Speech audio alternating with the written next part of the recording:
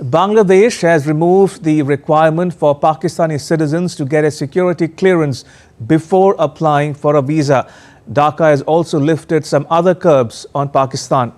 The moves pose a serious risk to India's security. The attacks on Hindus, followed by the arrest of former ISKCON member Chinmoy Krishna, have further fueled tensions between India and Bangladesh. Ragini Sudhir Chore reports.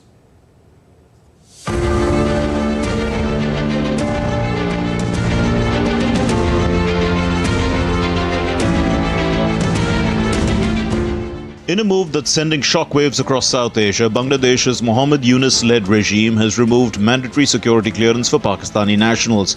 No more background checks for visitors from Pakistan. Pakistani cargo is exempt from customs inspection as well. The fear now is that it will open the floodgates for terrorism and organized crime. Until now, Pakistani citizens had been required to obtain a no-objection clearance from the Security Services Division before being granted a visa to enter Bangladesh. The division falls under the Ministry of Home Affairs. It is tasked with formulating policies pertaining to visa and immigration, among others. The requirement of a clearance was part of broader security measures introduced in 2019. The latest announcement officially removes the condition. These decisions, effective since the 2nd of December, have stunned security analysts in India, which shares a long land boundary with Bangladesh. Lifting the curbs renders India's northeastern states more vulnerable than before to various transnational security threats.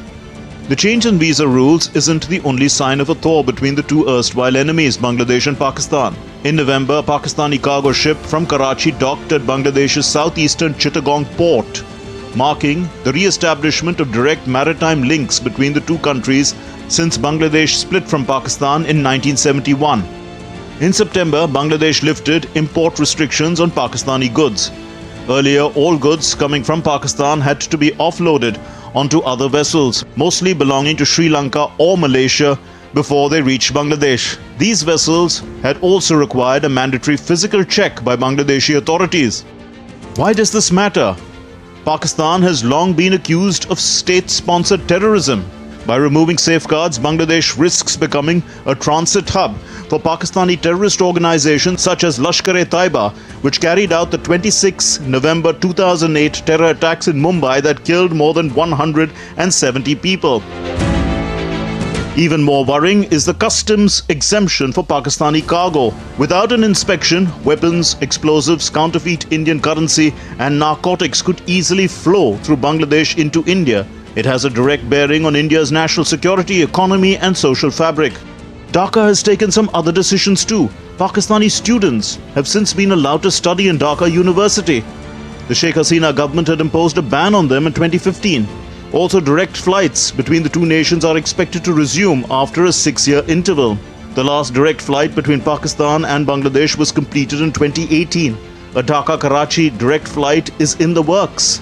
A private aviation company, US Bangla Airlines, is understood to be involved in the preparations for the same. India, which shares a porous border with Bangladesh, is particularly vulnerable. Bangladesh's new policies could allow insurgents and smugglers to cross over undetected, fueling separatist movements and violent attacks. India's Foreign Secretary Vikram Misri visited Bangladesh on the 9th of December.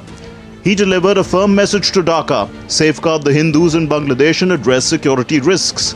Bangladesh has since acknowledged the severity of hate crimes against Hindus and other minorities. India's Ministry of External Affairs said that the Foreign Secretary Misri also raised some regrettable incidents of attacks on cultural, religious and diplomatic properties. The interim government, headed by the Nobel laureate Muhammad Yunus, has promised further investigations. But the international community remains skeptical. Britain and the European Union have raised the attacks on minorities in their parliaments and urged Dhaka to act decisively. The day after the Indian diplomat concluded his visit to Dhaka, Yunus's press secretary Shafiqul Alam confirmed 88 cases of communal violence targeting minorities, primarily Hindus, since the departure of the former Prime Minister Sheikh Hasina in August. The cases were filed between the 5th of August and the 22nd of October. 70 arrests have been made so far. The arrest of a Hindu monk, Chinmoy Krishna, has fueled bilateral tensions. A Bangladesh court has rejected his bail plea. India has seen a number of protests against the arrest. The textile industry in India's western city of Surat is seeking a ban on Bangladeshi garments imports. This after some in Bangladesh called for a boycott of Indian textiles and burnt Surat-made saris, provoking outrage among Surat's textile merchants. Ragini Sudhir Chore for DD India.